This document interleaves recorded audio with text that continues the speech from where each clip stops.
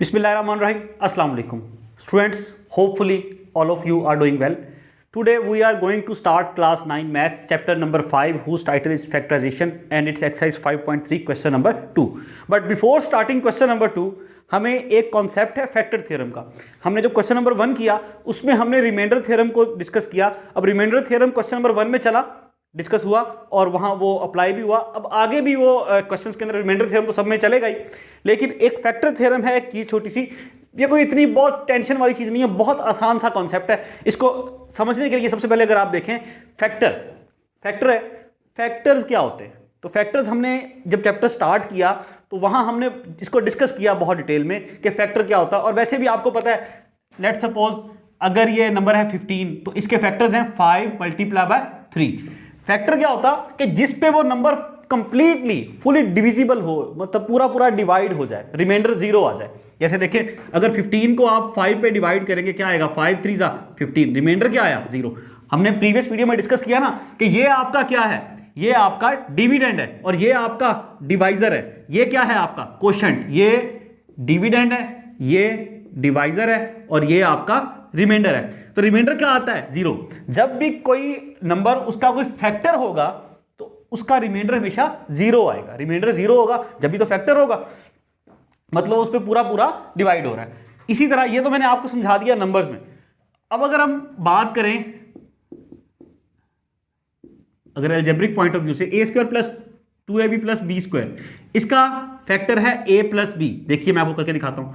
यहां a से multiply करेंगे क्योंकि यहां हमें a स्क्वायर चाहिए ना, a को a से मल्टीप्लाई करेंगे तो a स्क्वायर हो जाएगा, a को b से मल्टीप्लाई करेंगे तो ab हो जाएगा। यहां साइन चेंज किए, ये कैंसिल हो गया, यहां बचा ab और प्लस b स्क्वायर।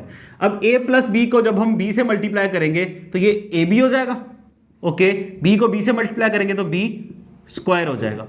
ये कैंसिल हो गया, क्या बचा, यहां 0 बच गया। रिमाइंडर क्या आया स्टूडेंट्स, रिमाइंडर आया 0। और यहां ये कोशेंट है और ये आपका डिवाइजर है और ये डिविडेंड है। तो a square plus 2ab plus B square किसके इक्वल आया, a plus B into A plus B plus reminder. और रिमाइंडर क्या है 0। आपको ये बात समझ में आई है ना। तो असल में फैक्टर्स क्या होते हैं कि जिस पे कोई भी नंबर या कोई भी आप एक्सप्रेशन उसको डिवाइड करें तो रिमाइंडर 0 आए तो वो कहलाता है उसका फैक्टर। ये बात आपको समझ में आ गई। चलें स्टूडेंट्स, अब फैक्टर थ्योरम की स्टेटमेंट है, the polynomial x minus a is a factor of polynomial p of x if and only if p of a is equal to 0। ये स्टेटमेंट लिखी है। इसको समझाने के लिए ना ये आपकी बुक में एक एग्जांपल दी हुई है, वो एग्जाम्पल मैंने सॉल्व किया ताकि इसको इससे रिलेट करके आपको समझा सकूंगा ये है क्या चीज। हमने प्रीवियस वीडियो के अंदर रिमाइंडर थ्योरम को डिस्कस किया बहुत डिटेल के साथ। अब वही चीज यहां पे, ये थ्योरम यहां पे यूज होगा पूरी इस एक्सरसाइज के अंदर फैक्टर थ्योरम के साथ। देखिए फैक्टर थ्योरम क्या कहता है कि द पॉलिनोमियल x माइनस ए, ये जो पॉलिनोमियल है ये इसका इस पॉलिनोमियल का फैक्टर होगा कब, जब p of a equals to 0 हो। देखिए मतलब p of a is equal to 0, जब आप इस पॉलिनोमियल में x की जगह a पुट करें तो आपका रिमाइंडर 0 आए, आपका रिमाइंडर 0 आए। देखिए ये पॉलिनोमियल है हमारे पास p of x x cube minus 4x square plus 3x plus 2 divisible by, या इसका फैक्टर क्या है x माइनस 2। तो इसका मतलब है रिमाइंडर 0 आना चाहिए। अब अगर हम फैक्टर रिमाइंडर थ्योरम से चले तो x minus 2 is equal to 0, जो प्रीवियस वीडियो में मैंने डिस्कस की ये चीज आपके साथ बहुत डिटेल से, x minus 2 is equal to 0 कि इसको आप 0 के इक्वल पुट करें और x इक्वल्स टू क्या हो जाएगा, 2 उधर जाके प्लस हो जाएगा, x इक्वल्स टू 2 हो जाएगा। तो जहां जहां x है वहां वहां वैल्यू 2 पुट करें तो आपके पास आखिर में आंसर लास्ट में क्या आएगा, 0 आएगा। p ऑफ 2 क्या होगा, 0। अब देखिए p x माइनस a मतलब x minus 2 is a factor of polynomial p of x। ये इसका फैक्टर होगा।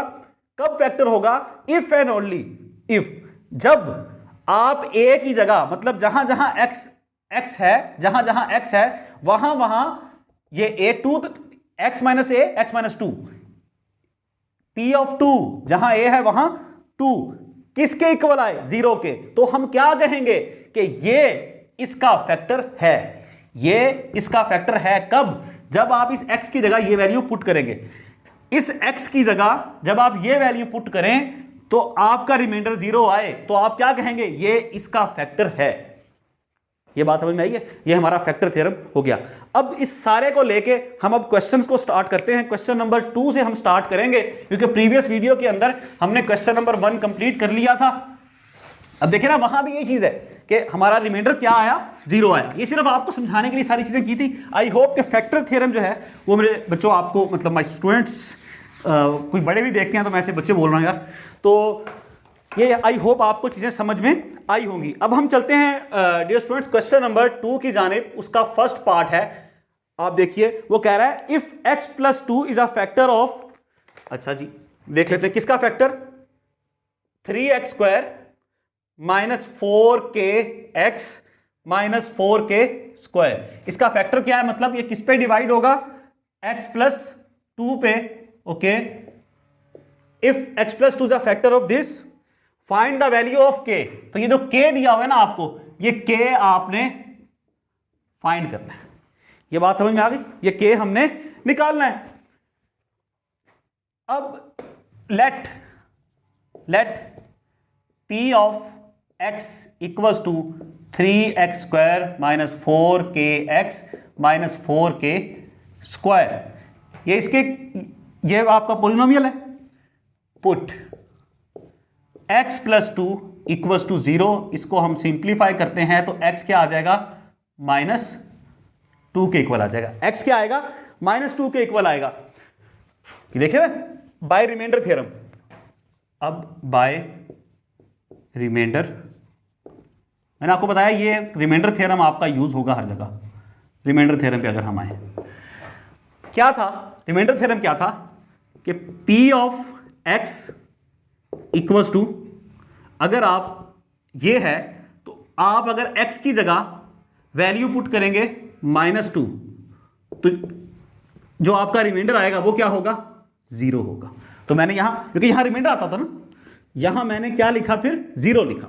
अगर क्यों लिखा, देखिए, अगर ये x + 2 मतलब x = -2 इसका फैक्टर है, तो ये वैल्यू रिमाइंडर क्या आना चाहिए, 0 आना चाहिए। ये बात समझ में आई है? तो इसलिए मैंने यहां इसको 0 के इक्वल किया कि अगर ये इसका फैक्टर है, क्योंकि बुक वाला खुद कह रहा है कि ये इसका फैक्टर है, तो अगर ये इसका फैक्टर है तो डेफिनेटली हमारे पास रिमाइंडर 0 होना चाहिए। करके देखते हैं। p ऑफ, ये क्या है हमारे पास, जहां जहां x है ना, p ऑफ x हमारे पास ये है ना, जहां जहां x है वहां -2 पुट करते हैं जनाब, -4k²। ओके, = 0 हो गया।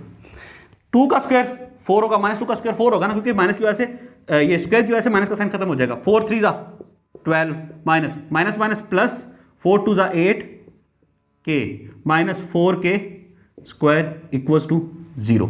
यहां से अगर आप इसको अरेंज करें, -4k² हो जाएगा, +8k हो जाएगा, +12 = 0। यहां से इस सारी टर्म को अगर आप माइनस से मल्टीप्लाई कर दें, साइन चेंज हो जाएंगे सबके। यहां क्योंकि इसके साथ माइनस है ना, तो इसको हमने चेंज करना है।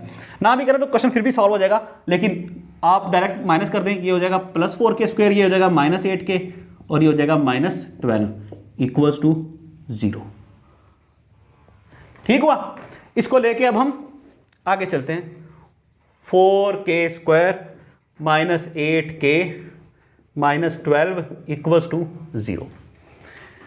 12 4 -12 + 4 -48 हो जाएगा। अब इसको हम ब्रेक करते हैं दो ऐसे नंबर्स में, वही क्वाड्रेटिक इक्वेशन वाला तरीका। -8 चाहिए यहाँ पे हमें, तो 1 48, 2 24, 3 16, 4 12, इन दोनों को मिला के 8 बनेगा। अगर ये -12 करूँ, ये +4 करूँ, तो -8 बनेगा और -48 दोनों बनेंगे। 4k² - 12k और माइनस ये +4k -12 वैसे का वैसे = 0। ऐसा यहां से 4 कॉमन आ गया, k भी कॉमन आ गया, क्या बचा, यहां एक k बच गया, माइनस यहां 3 बच गया, प्लस यहां 4 कॉमन है, k बचा, 4 के टेबल में 12 कब आएगा, = 0। k - 3 यहां भी है, तो k - 3 इंटू यहां 4k बचा और यहां +4 बचा, = 0। अगर मैं आपको बोलूं कि a × b = 0 है, इसका मतलब है या तो a 0 के इक्वल है या b के, क्योंकि दोनों का प्रोडक्ट 0 के इक्वल है। इट मीन्स कि either k minus 3 equals to 0 और 4k plus 4 equals to 0। k is equals to, यहाँ -3 उधर जाके +3 हो गया, ये +4 है उधर जाके क्या हो गया -4, ये 4k से मल्टीप्लाई है उधर जाके क्या हो जाएगा डिवाइड हो जाएगा, कट जाएगा, तो k की वैल्यू हमारे पास क्या आ गई -1। तो दो वैल्यूज k की आई, या k 3 के इक्वल होगा या k -1 के इक्वल होगा। तो इसके साथ ही ये हमारा क्वेश्चन नंबर 2 का फर्स्ट पार्ट स्टूडेंट्स हो चुका। अब हम चलते हैं जो कि सेकंड पार्ट है इसी क्वेश्चन का, क्वेश्चन नंबर 2 का, उसकी जानिब। उसमें भी हमने क्या निकालना है, उसमें भी हमने k की वैल्यू निकालनी है, तो उसको हम स्टार्ट करते हैं। चलिए स्टूडेंट्स, अब सेकंड पार्ट है x³ - kx² + 11x - 6 divided by x - 1। Let p of x equals to x³ - kx² + 11x - 6। ये हमारे पास p ऑफ x है। Put x - 1 equals to 0 simplifies that x is equals to 1। ये x की value हमारे पास आ गई। अब बाय रिमाइंडर थ्योरम, इसमें अगर हम पुट करें p ऑफ 1, तो ये किसके इक्वल होना चाहिए, अगर इसका फैक्टर है तो ये 0 के इक्वल होना चाहिए, रिमाइंडर 0 होना चाहिए। पुट करते हैं, जहां जहां x है वहां 1 पुट कर दो। 1³ - k × 1² + 11 × 1 - 6 इक्वल्स टू 0। 1 का क्यूब 1 ही होगा, -1 का स्क्वायर 1 ही होगा, 1 को k से मल्टीप्लाई करेंगे तो k ही रहेगा, plus 11 × 11 - 6 equals to 0 -k 11 - 6 5 + 1 + 6 equals to 0। ये -k है उधर जाके क्या हो जाएगा +k हो जाएगा, ऐसे ही है, यहाँ 6 बचेगा, तो k की वैल्यू हमारे पास स्टूडेंट्स क्या आ गई 6। खत्म हो गया यार। तो इसके साथ ही भाई ये हमारा क्वेश्चन नंबर 2 पार्ट 1 और पार्ट 2 दोनों हो गए। अब इंशाल्लाह अगली जो वीडियो होगी उस पर मुलाकात होगी, इसमें हम क्वेश्चन नंबर 3 करेंगे। अगर आपको वीडियो पसंद आई या आपके लिए बेनिफिशियल हुई है, इसको लाइक करके दूसरों के साथ भी शेयर कीजिए। चैनल को सब्सक्राइब नहीं किया तो प्लीज़ सब्सक्राइब कीजिएगा। अल्लाह हाफिज़।